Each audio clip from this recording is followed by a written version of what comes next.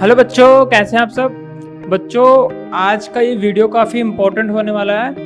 मैंने ये छत्तीसगढ़ माध्यमिक शिक्षा मंडल की तरफ से जो सितंबर माह का जो सिलेबस दिया है उन्होंने, उसके आज कुछ क्वेश्चन डिस्कस करने वाला हूँ। उन्होंने कुछ नए कॉन्सेप्ट अभी रिसेंट मतलब पिछले कुछ वर्षों में ऐसे क्वेश्चन नहीं पूछे गए हैं। उन्होंने कुछ नए टाइप के क्वेश्चन पूछे हैं, वो मैं आज आपको बताऊंगा यहाँ पे।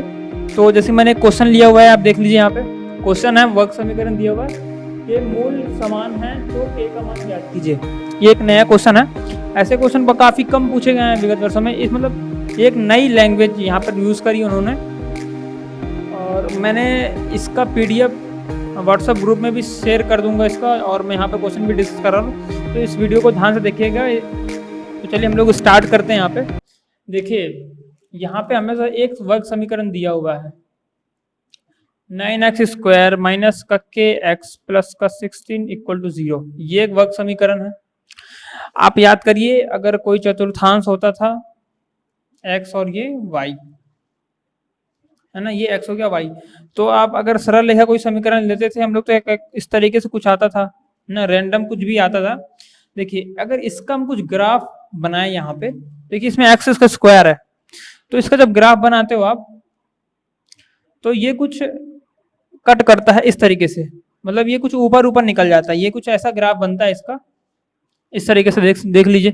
तो इस वर्ग समीकरण जब ग्राफ बनाओगे, हम x की वैल्यू 1 2 3 4 रख के आप देखोगे, -1 0 रख के देखोगे आप, तो आप देखोगे कि कुछ ग्राफ ऐसा बनेगा इसका।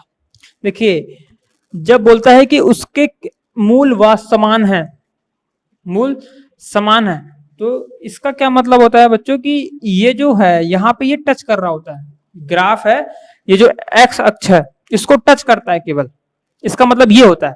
तो आप मतलब भी समझ लीजिए, और मैं इसका सवाल भी बता दूंगा कि कैसे सॉल्व करते हैं इसको। तो देखिए, जब इसका ग्राफ कुछ ऐसा बनेगा, और जब वो बोलता है मूल समान है, इसका मतलब होता है कि ये इसको टच कर रहा है, एक्स अक्ष को ग्राफ जो है टच कर रहा है। अच्छा, तब उसके लिए क्या किया जाता है, उसके लिए क्या कंडीशन होती है, मूल समान होने के लिए, मूल समान होने के लिए बच्चों, यहाँ पर मूल समान होने के लिए कंडीशन जो होती है, मैंने आपको बताया था डिस्क्रिमिनेंट डी, डिस्क्रिमिनेंट मैंने विविध कर, अब इसको बोलते हो डी, इसका वैल्यू होती है b² माइनस का 4ac। ये मैंने आपको बताया था, आपने मेरे पुराने वीडियो देखे होंगे, तो मैंने इसको काफी अच्छे से मैंने डिस्कस किया उन वीडियो में। देखिए यहाँ पर आप क्या करते हो, तो जो अगर टच कर रहा है, अगर बोलता है मूल समान है, तो हम उसके लिए d बराबर 0 कर देते हैं, d बराबर 0 कर देते हैं। ये देख लीजिए, मूल अगर समान दिए हैं उसने, तो d बराबर 0 रख देते हैं। अगर मूल वास्तविक दिए हैं तो, है ना, मूल समान का ये डायग्राम होता है बच्चों। अब देखिए इसमें देख लेते हैं हम लोग, इसमें देखेंगे तो d की वैल्यू रख दीजिए b² माइनस का 4ac बराबर 0। तो यहाँ से a b c की वैल्यू निकाल लीजिए। a की वैल्यू कितनी दिख रही है आपको 9, b की वैल्यू कितनी दिख रही है माइनस ऑफ k, और c की वैल्यू 16। तो यहाँ रख दीजिए माइनस ऑफ k का स्क्वायर माइनस ऑफ 4, a की वैल्यू 9 है और c की वैल्यू 16 है, इक्वल टू 0। अच्छा, देखिए ये k का स्क्वायर है ना, मैं अगर आपको यहाँ पे दिख नहीं रहा हो तो मैं आपको यहाँ पे बता देता हूँ, है ना, d की वैल्यू होती है हमारे पास, यहाँ पे मैं लिख देता हूँ b² माइनस का 4ac। ये बच्चों देख रहा है आपको। चलिए यहाँ पे हम लोग इसको सॉल्व कर लेते हैं। तो यहाँ पर आ गया k² माइनस का 4, तो आप 9 इंटू 4 करोगे तो 36 इंटू ये 16 इक्वल टू 0। आज अब इसको अगर आप इधर लेके आओगे तो 36 इंटू में 16, अब ये दिख रहा होगा आपको कि ये किसमें चले जाएगा, वर्गमूल ले लीजिए, तो 36 गुणे 16। अगर फिर आप इसको, मैं इसको यहाँ पे सॉल्व करके दिखा देता हूँ उसको। देखिए यहाँ पे दिया हुआ है k बराबर, देखिए इसको लिख सकते हो आप 6 गुणे 6 गुणे 4 गुणे 4। तो देखिए जोड़ा बन गया, तो क्या निकल आएगा 4 गुणे 6, ये दोनों बाहर निकल आएंगे, तो k की वैल्यू कितनी आ गई 4 6 24। तो यहाँ पर देखिए इतनी इजी हमसे यहाँ पर k की वैल्यू निकल आई, है ना। तो देखिए बच्चों, यहाँ पे अगर वो बोलता है मूल समान है, तब आपको क्या करना होगा, मूल समान है, इसका मतलब है भैया कि d बराबर 0 होगा, और d बराबर 0 होगा मतलब d की वैल्यू क्या होती है, b स्क्वायर माइनस 4ac, तो इसको 0 कर दीजिए, वहां से आपकी k की वैल्यू निकल आएगी। तो ये क्वेश्चन था जो पूछा था,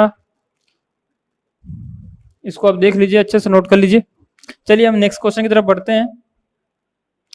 ठीक है बच्चों, हम नए क्वेश्चन की तरफ चलते हैं। अब देखिए मेरे पास एक क्वेश्चन है, क्वेश्चन नंबर 3 है ये।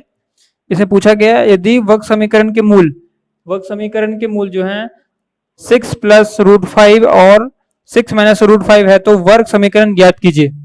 देखिए ये उसके मूल दिए हुए हैं, वर्ग समीकरण के मूल दिए हुए हैं। अच्छा देखिएगा, इसमें थोड़ा ध्यान दीजिएगा। देखिए कोई भी समीकरण इक्वेशन होती है तो ax square plus B X plus C equal to 0 इस फॉर्म में होती है। तो देखिए इसके दो मूल होते हैं, अल्फा और बीटा। मैं आपको पहले भी बता चुका हूं कि इसके दो मूल होते हैं, अल्फा प्लस बीटा, है ना। इसके दो मूल होते हैं अल्फा प्लस बीटा। तो इनका, तो देखिए उनकी वैल्यू दी गई है हमको, दो मूल दिए गए हैं, इसका मतलब अल्फा बीटा दिए गए हमको। तो अल्फा की वैल्यू ये है और बीटा की वैल्यू ये है। देखिए अगर आपको अल्फा और बीटा अगर पता है, इस चीज को तो ध्यान से देखिएगा, अगर आपको अल्फा प्लस बीटा पता है तो डायरेक्ट एक फॉर्मूला होता है वर्ग समीकरण का। देखिए फॉर्मूला क्या होता है, एक फॉर्मूला होता है सिंपल सा कि x square minus alpha plus beta into x plus में अल्फा इंटू बीटा बराबर 0। बच्चों ये फॉर्मूला है, आपको याद होना चाहिए। अभी उन्होंने इस पे क्वेश्चन पूछा है और बोर्ड में चांसेस है कि आ सकता है ऐसे क्वेश्चन, इसलिए इसे ध्यान से समझिएगा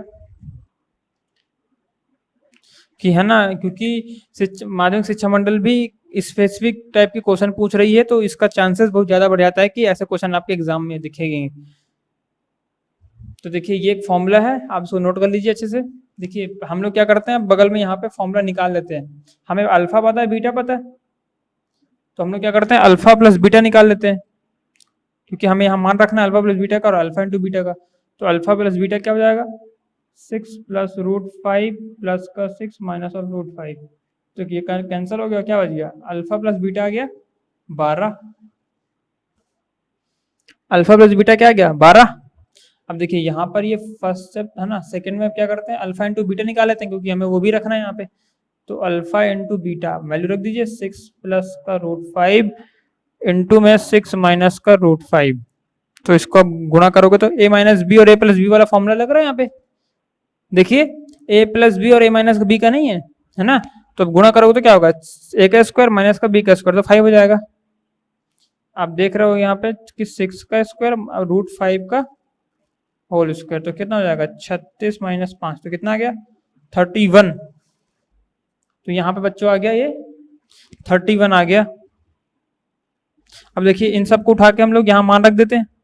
तो एक्स का square minus alpha plus beta की वैल्यू कितनी है 12, तो 12 रख दीजिए, 12x plus alpha into beta कितना आ रहा है 31, तो 31 रख दीजिए इक्वल टू 0। ये बच्चों यहाँ पे सिंपल सा एक फॉर्मूला बन जाता है हमारे पास। तो हमारे पास वर्ग समीकरण आ गया जो उसने पूछा है ना, और यही हमारा आंसर हो जाएगा। तो देखिए बच्चों इस तरीके से हम इस क्वेश्चन को सॉल्व कर सकते हैं। और इसमें बस एक फॉर्मूला होता है, ये चीज हमें याद रखनी होती है कि x square minus of alpha plus beta into x plus alpha into beta बराबर 0। जो हमारा वर्ग समीकरण होता है, यदि हमें अल्फा और बीटा दोनों पता हो, किसी वर्ग समीकरण के दो मूल पता हो, तो हम इस फॉर्मूले में मान रखकर उस समीकरण को हम निकाल सकते हैं। तो चलिए हम लोग नेक्स्ट क्वेश्चन की तरफ चलते हैं। बच्चों ये एक लास्ट क्वेश्चन है जो मैं यहाँ डिस्कस करने वाला हूँ अभी। देखिए क्वेश्चन नंबर यहाँ भी क्वेश्चन नंबर 4 है। वहां पर दो समीकरण दिए हुए हैं 5x माइनस का 7y माइनस 5 इक्वल टू 0 और दूसरा दिया हुआ है 2x प्लस ky माइनस 1 बराबर 0। अच्छा इसका हमें k का मान ज्ञात करना है, k के किस मान के लिए दिए गए समीकरण का अद्वितीय हल होगा। देखिए इसका जब भी ऐसे क्वेश्चन होते हैं तो आपने एक फॉर्मूला मैंने बता रखा है क्लास में, जिन्होंने भी क्लास करी है उन्हें पता होगा कि a1 प्लस b1 अगर दो इक्वेशन दिए हैं तो जो इनके कोफिशिएंट होते हैं कोफिशिएंट मैंने बता रखे हैं, जो x के सामने वाला होगा जो नंबर होता है उसको हम कोफिशिएंट बोलते हैं। जैसे कि इसमें देख रहा होगा आप 7 में y के सामने क्या है 7, तो y का कोफिशिएंट क्या हो गया -7। x के सामने क्या है 5, तो 5 का कोफिशिएंट क्या हो गया, x का कोफिशिएंट 5 हो गया। 5 के सामने जैसे कि इसमें दिया हुआ है जैसे कि 9x लिखा है, तो इसमें पूछता है कोई x का कोफिशिएंट बताओ, तो कोफिशिएंट कितना हो जाएगा 9, है ना। इस तरीके से हम कोफिशिएंट निकालते हैं। तो देखिए इनके जो कोफिशिएंट होते हैं उनका रेशियो हम बराबर कर देते हैं इनमें, तो b1 बराबर में b2 इक्वल टू c1 बराबर में c2, ये होता है ऐसे फॉर्मूला एक। तो देखिए कोफिशिएंट सिंपली बराबर कर दीजिए अब, तो क्या हो जाएगा 5/2 बराबर में -7/k और बराबर में c की बराबर करेंगे तो -1। तो देखिए k का मान के लिए क्या करते हैं हम लोग, किन्हीं भी दो को ले लेते हैं, तो मैं इन दोनों को ले लेता हूं, तो 5/2 बराबर -7/k। तो देखिए अब यहां से k निकाल सकते हैं अपन, 3 गुणा कर दीजिए, तो 5k इक्वल टू माइनस का 14, तो k बराबर -14/5, तो -14/5। तो k की इस वैल्यू के लिए इस समीकरण का अद्वितीय हल है।